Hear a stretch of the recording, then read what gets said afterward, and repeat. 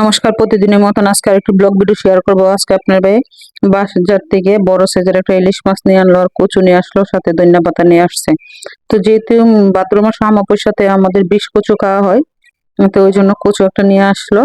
তো কচুটাকে ভালো করে পরিষ্কার করে নেব, তারপরে কুড়িয়ে নিয়েছি। কুড়িয়ে তারপরে ব্লেন্ড করে নেব, নিয়ে তারপরে কচুটা গরম জল করে সিদ্ধ করবো। কচু কিন্তু খাওয়া অনেক কষ্ট, যারা যারা কচু খান, বিষ কচু, তারাই বলতে পারেন কচু খাওয়াতে কত কষ্ট। এগুলো আর দেখালে না ভিডিও অনেক বড় হয়ে যায়। তো আর এদিকে ইলিশ মাছের মাথা, ল্যাঞ্জা, মাছের খাড়িও দিয়ে দিলাম, দিয়ে ছোট ছোট টুকরা করে কচুর সাথে একসাথে সিদ্ধ করে নিলাম গরম পানি দিয়ে কচুটাকে।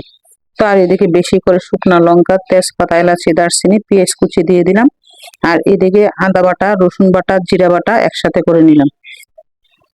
কারণ কচু তো রসুন পেঁয়াজ ছাড়া খাওয়া যাবে না। খাওয়া যায়, রসুন পেঁয়াজ ছাড়াও খাওয়া যায়, যারা খায় আমার শ্বশুর শাশুড়ি খায়, তাদেরকেও রান্না করে দিই। কিন্তু তো আজকে রসুন পেঁয়াজ দিয়ে বিষ কচু রান্না করলাম। তো ভালো করে মশলাটাকে আমি এখন কষিয়ে নেব।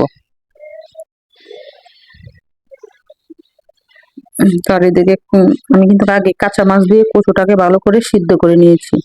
আর এইদিকে রান্না করতে করতে বাহিরের দৃশ্যটা একটু দেখেন, কত ভালো লাগে। আর যারা আমার ভিডিও দেখেন সবাই একটু ভালোবাসা দেবেন, আমার পাশে থাকবেন, আমাকে একটু সহযোগিতা করবেন একটু উপরে যাওয়ার জন্য। তো দেখেন আমি কচুটা ভালো করে সিদ্ধ করে তারপরে এখন দিয়ে দিলাম, মশলাটা কষিয়ে নেওয়ার পরে কচুটা দিয়ে দিলাম।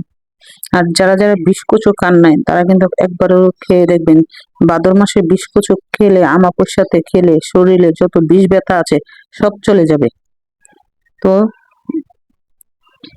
তো আমাদের বাসায় এই প্রতি বছরই এই ভাদ্র মাসের আমাবস্যাতে বিষ কচু খাওয়া হয়। আর এটা একটা কুমিল্লার আঞ্চলিকতা বলা হয়।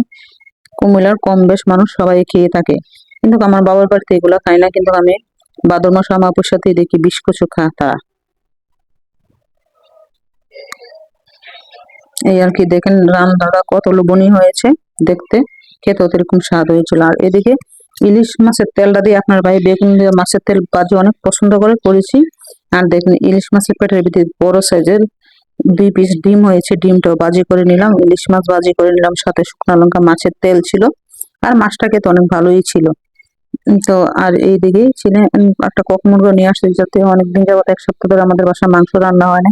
তো আমার ছেলে যতই মাছ রান্না করি না কেন, আমার ছেলে কিন্তু মাছ খাবে না, খাবে শুধু মাংস।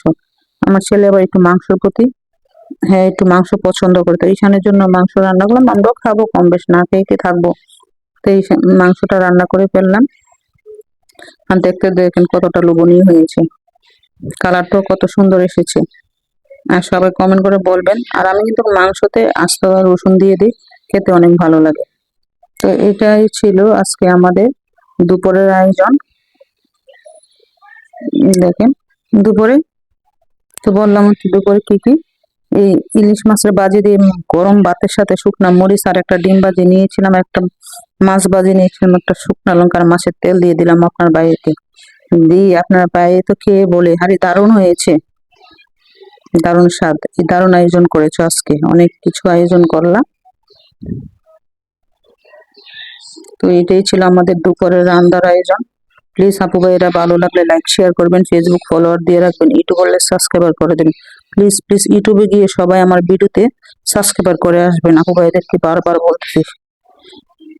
আর সবাই আমার পাশে থাকবেন।